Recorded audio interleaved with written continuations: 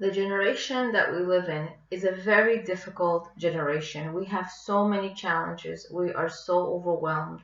We live busy lives. And it's so easy to fall. It's so easy to become lost. And it's so easy also to judge other people unfavorably because we see that they should be doing this or they should be doing that. And we're simply just stressed. It's a challenging time. How do we stay spiritually healthy? How do we judge other people favorably when it is just challenging, when they're just difficult people, when they seemingly are obviously doing the wrong thing and you just want to be helpful, you want to do the right thing? How do we do that? How do we stay spiritually healthy? And what is the status of the people of today? Why are we considered such great, amazing people of this generation? And how do we judge other people favorably despite circumstances, despite their backdrop, um, and despite their challenges? Okay, so I want to share with you some of these ideas, and I also would like to leave 2 tips, practical tips at the end on how to become a spiritually elevated and healthy person, as well as judge people favorably.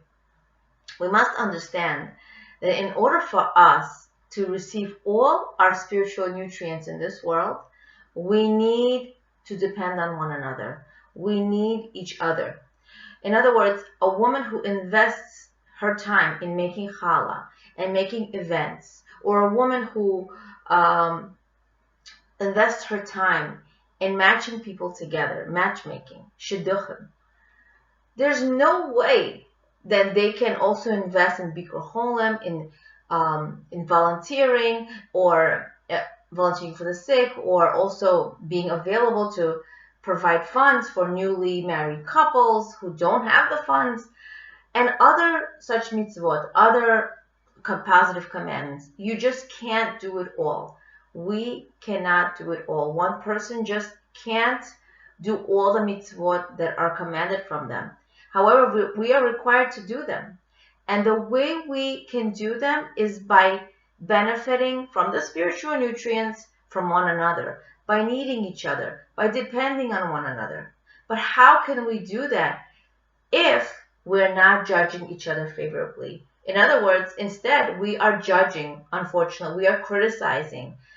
We have a judgmental persona that they should be doing this or they should be doing that, and if only they were more safe, if only they were more careful. And we're very good at telling people what to do and how to live their lives, right? We're all very good at that. We're not very good at judging ourselves and looking at our own selves and our own lives and reflecting on what we should do best. We're very good at judging other people. However, if we train ourselves to judge other people favorably, we will be able to gain from the spiritual nutrients of one another. In other words, if you need vitamin C and you have vitamin D, you need to benefit from other people. You need to wish them well, look at them through rosy colored glasses. And that is difficult, especially when you see the other person being irresponsible, difficult, have difficult character traits. How do you judge them favorably? Okay. The way we judge them favorably is by sharing, by needing each other, and by caring about one another, knowing that we are one, showing that unconditional love. So we shouldn't be afraid to share our own merits, right? If we're doing a chesed, if we're doing a kindness, don't be afraid of sharing what you have. If you baked a cake and you share it with some neighbors around you where you live, for sure you'll have less for yourself. But that's not the way merits work. That's not the way zechuyot work. In other words, if you have a candle, a flame, and you try to light other flames, you'll only result in bringing more light into the world. This is how it is with merits. And we just don't know who is benefiting from those merits. For example, myself, I don't know who's listening to my video. I don't know who they're going to tell about this video and forward it to other people. All I know is that this was so helpful to me. These ideas shed light into my life. And I hope it can shed light into yours as well. But I have no way of knowing who it's helping. It's a trickle-down effect. You know, it's a light. We hope to bring light onto others. Don't keep it to yourself. Whatever brachot you have, merit you have, don't be afraid to sharing it with others. Only Hashem can do everything for anyone at any time. We can't. We need each other. Don't be afraid to ask each other for help. There's not one person who can do it all or is good at everything. If that person believes that, they're just not living in reality, because there's no way a person can. Well, we're not created in that way. We're created with certain abilities, capabilities, talents, time, and efforts. And only Hashem makes things happen. So we know that the only way to be spiritually healthy is to need one another. So fill in on the vitamin deficiencies, fill it in from one another. And only when we feel united, we have a deep connection for each other, can we benefit from each other's nutrients. So how do we do that? We do this by judging people favorably. When we are judging people in a negative way, this keeps us from loving people. It keeps us from connecting with them. And we have to train ourselves to look at Klal Yisrael, the Jewish people, with rosy-colored glasses. But what if you see other Jews doing the wrong thing, right? For example, mothers send their children on their bikes without a helmet, and you see them in your neighborhood. You're like, what an irresponsible mother. How can she do that? Doesn't she understand it's unsafe? She's not caring about her children, and she's being irresponsible. Now, this is the way we can think, but this doesn't benefit from each other's spiritual nutrients. One thing a person can do is, which is the wrong thing to do, is call up the mother and tell her some advice in a caring, non-judgmental way, and showing the mother your deep concern that your child is without a helmet. This is not helpful. Getting the best advice from anyone is not helpful. Why? Because people are doing the best they can. The best advice is not to call, to judge them favorably and say to yourself, wow, she's doing the best she can. She's overwhelmed. She has so much going on. The average working parent, and even if you're not working, I think the hardest job is to be at home taking care of your family, even though I am also a working mother and wife. It's giving value to what you do. But even if you're home or working, you have so much on your plate. We have so many responsibilities, so many stresses. And women and people of yesteryear, of years past, do not have the same and did not have the same stresses and challenges in our generation, which makes it so much harder for us to raise children. There are so many demands, so many needs, so many wants, and we all are trying to keep up with that. And we have on top of ourselves challenging, demanding work schedules and responsibilities. And we're really trying to pull through. We're doing the best that we can as mothers, as wives, as homemakers, and the foundation of the home.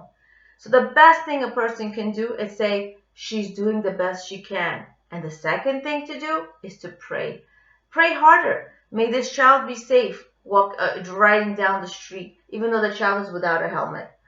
This is not helpful to do, and it will only create disconnect. Criticism that sounds loving and caring is still criticism. It is still criticism.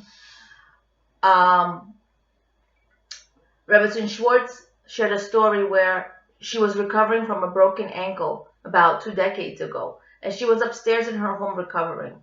One of her children, who's more defiant, said, "Mom, I'm going out in my bike," and she knew he's not going to wear a helmet. So he left without the helmet, which was actually one helmet she had for her children, which was actually borrowed from a neighbor. So that child left, and she prayed, may this child be healthy and safe riding down the streets. Another child that she had, after the child came back, went on the bike, which they had one bike, I believe, and she said, "Sweetie, please don't forget to wear your helmet." That child did wear the helmet. At the same time, that child went into a terrible accident, experienced a terrible accident of the helmet actually breaking into 3 pieces. I mean, this was a very long time ago, but you see, she did her effort. She did her hishtadlus, her personal effort, and we just don't control the circumstances. Rebbetzin Schwartz also grew up. She also grew up with her father training her how to drive, teaching her how to drive. And because he taught her how to drive, he went by this motto that your life belongs in Hashem's hands, and you need to be responsible for the way you act, the way you live your life. So he taught her that the car doesn't start until you put your seatbelt on. So that's how she trained. Even when she goes from driveway to driveway, she puts on her seatbelt. So one day she was in her car, and one of her children, now grown and married with a bunch of their own kids, had their kids in the car. So her grandchildren and this child she has of her own. And she told the child, what about seatbelts? Meaning like the child, not every child has a seatbelt. And her own child replied to her and said, Mom, I'm doing the best I can. I'm doing the best I can. And this child is very hardworking, has a bunch of children, many responsibilities, works very, very hard. We can relate to this type of person. And then what did she tell herself? She told herself, I'm going to daven harder. I'm going to pray harder for this child, for the children to be safe. You just can't. You just can't. I remember myself, unfortunately, I did judge unfavorably. I had one of my friends, actually a very well-known person, a speaker herself, and I think one or two of her children were in the car. She was dropping someone off at my house or picking them up. I don't remember. This happened many years ago. And I remember the speaker, picking up one of her children from my house, and the other kids in the car are jumping. And I'm like, oh my God, they don't have their seatbelts on. And I'm catching myself that this was my initial reaction. And we shouldn't think that way. We shouldn't judge people in that way. Maybe she was rushing. I'm sure she was rushing. I'm sure she was stressed. I'm sure she had a lot of responsibilities. But to say, oh, look at that, she's a speaker and a role model to others, and look what she's doing. This is Lashon Hara.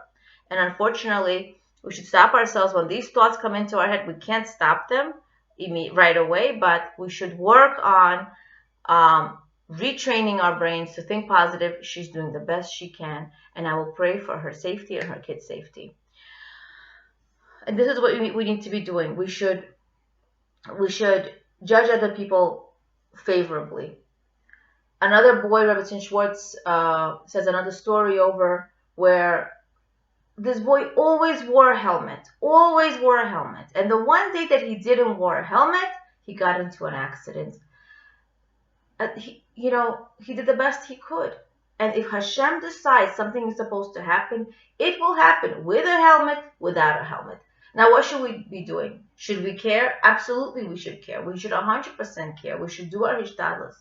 But we shouldn't be judging and criticizing other people, because this is not our place. A criticism always hurts. There was a story of this big Rebbe who, I believe he was a Lubavitch Rebbe, who came to the United States, and when he was getting an injection from the nurse, he realized that first she put on gloves, then she wiped the area where she would provide an injection on his hands. I believe it was his hand, and he was observing her, and he said to himself, "This is how criticism feels like, right? A person puts on their gloves. What does it mean? Well, before I criticize someone else, I should look at myself. I should judge myself. Am I doing what the person is doing? It's very easy for us to tell other people what to do. Do I have the same bad trait? Am I responsible for the same thing they are, right? Should I be judging myself in this way? Am I doing the wrong thing as well? So first we put on the gloves, meaning we should look at ourselves first. Then we wipe around the incision where you're going to actually make the injection, meaning don't let past criticism, past thoughts and ideas and bad experiences, don't remind them of that conversation, right? You did this and you did that 10 years ago and 5 years ago. When you're criticizing someone, it hurts. Don't add more garbage. And when you put the injection, it still hurts. In other words, no matter how careful you are about criticizing someone, it still hurts no matter what. So we shouldn't be criticizing other people. We should really be careful on judging people favorably, giving each other unconditional love. You cannot benefit from my spiritual nutrients, and I cannot benefit from yours if I'm not looking at you from rosy-colored glasses, if I'm not judging you favorably. So it's very, very important for us to do that. And I'm going to share with you 2 practical tips. When you feel like judging someone, when you feel like criticizing, say to yourself, number 1, they are doing the best they can. And number 2, ask yourself, if this was my beloved one and they are doing this, they are not parking their car the right way, they're going too slow, they didn't put on their kid's helmet on, what would I say about them, right? I'll probably think about 100 excuses why they did that, right? So we try to protect our loved ones from criticism and judge them favorably and judge other people unfavorably, unfortunately.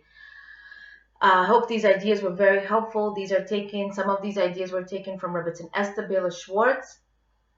And I hope that we were able to judge each other favorably, benefit from each other's spiritual nutrients, and we should become spiritually healthy. Leah Abramov, Being and Becoming, awakening awareness of your greatness and potential.